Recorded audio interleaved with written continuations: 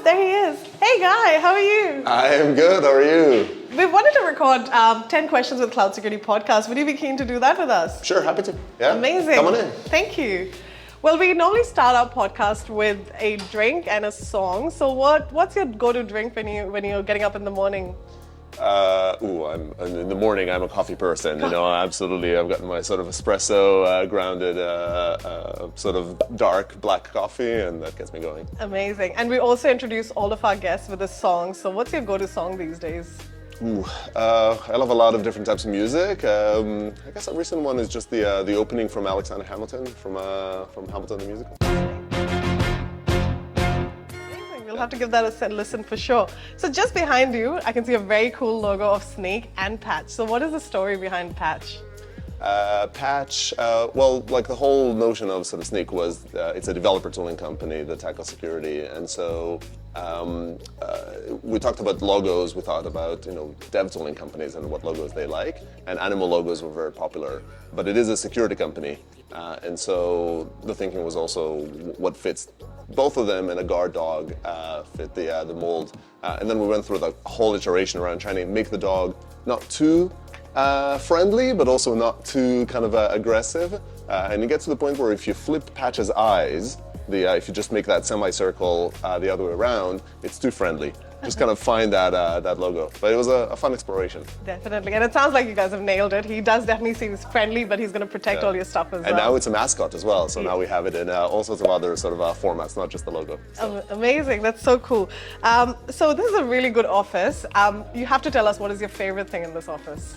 It starts from the people for sure, but with that, we have a bunch of dogs running around on it, true to form for it.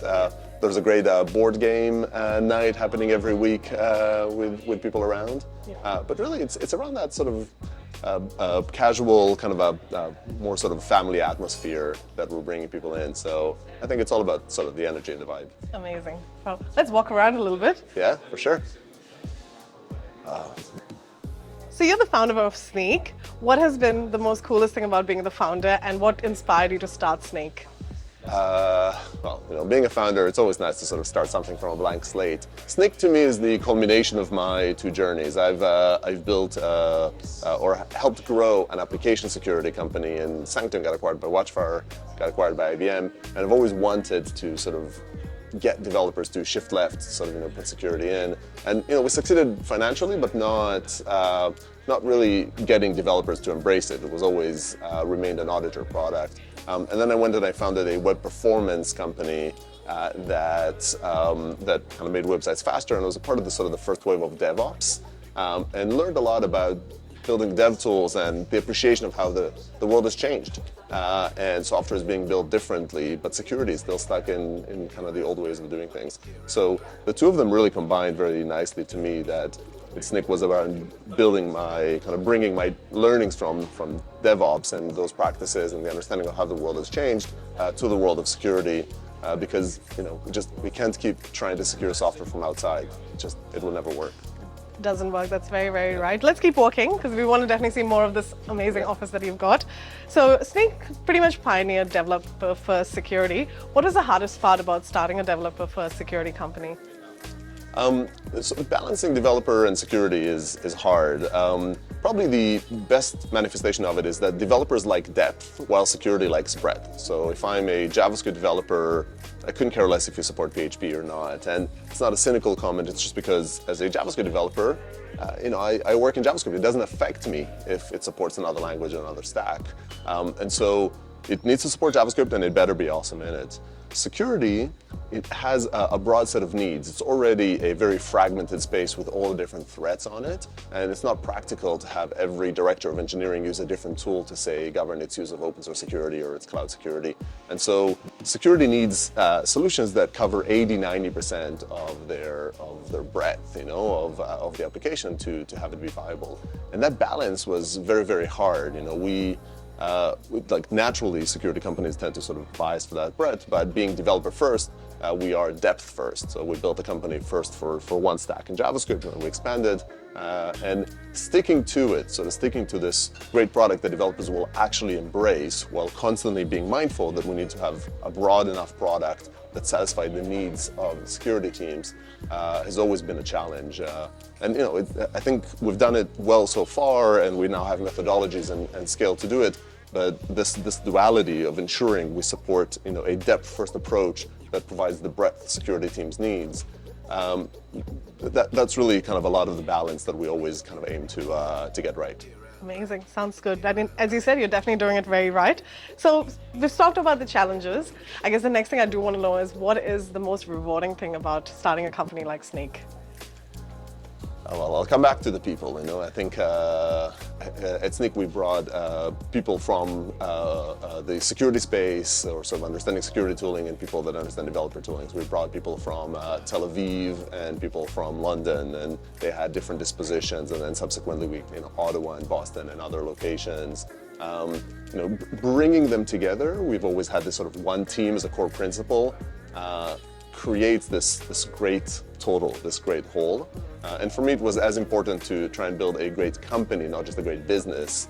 And I'm thrilled really with sort of the camaraderie here, with the great people, with both the combination of a drive to make an impact and some impatience, to sort of make it fast, along with sort of deep caring and empathy in the surrounding.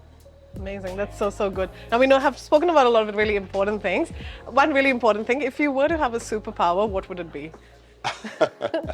Time travel, definitely time travel. Yeah, that's amazing. Time is the most precious asset we have kind of in life, and I always try to optimize it. So if I could kind of jump through the dead weight and sort of be in the right place at the right time, that would be a great one. Amazing. We would all love a little more time in our life, for sure. So what's next for Snyk? We're 7 years young. What is next for Snyk? Yeah. A lot. There's a lot of exciting things, but I actually have to run. I have my own podcast, the Security Developer, that I'm hosting, and I need to meet with a guest. That is so cool. Oh, you have to tell us more about the podcast. What is it all about? It's really a stage for security leaders to talk about how they are modernizing security, how they are engaging with development teams. I feel like the DevOps movement has succeeded in large part because it got people talking about failure, talking about learnings, so we can grow together as an industry, and the security industry just lacks that. And so I get to talk to all these smart security leaders and kind of tap into their experiences and their tips and tricks, and share that with the world so we can all get better. Awesome. So we won't want to hold you up too much, and it sounds like we definitely have to tune into the Secure Developer podcast as well. Snyk is such a unique name. What does it stand for? It has a bunch of origins. It originally started from sneaking data out. The idea was it's a developer security company, but we will instrument an application, we'll sneak data out, and we'll help that secure it, but we'll spell it with a Y like the cool kids do. Yeah. And then I Googled it, and it turns out Snyk is short for "so now you know" in the Urban Dictionary. Yeah. So that clinched it, and that's it. So now you know. Amazing, so good. We won't hold you up for too much longer, but we just do want to take a selfie. Would that be all right? Of course, yeah. Right, so we just do that. Hey, come on. Oh, wait. Hey. I'll go on. So, what's the announcement?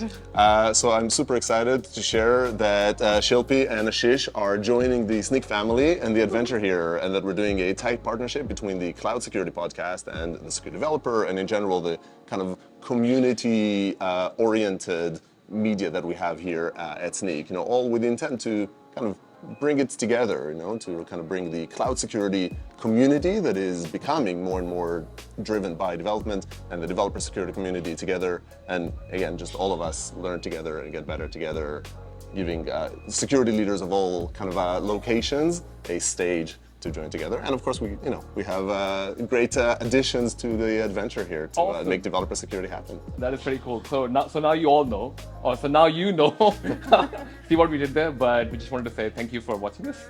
Well, for our final comment, but thank you for having us as well. Really Yeah, appreciate and this. welcome to the team. Yes, thank you. Thank you so much, and enjoy your podcast. Thank you. Thank you. See you.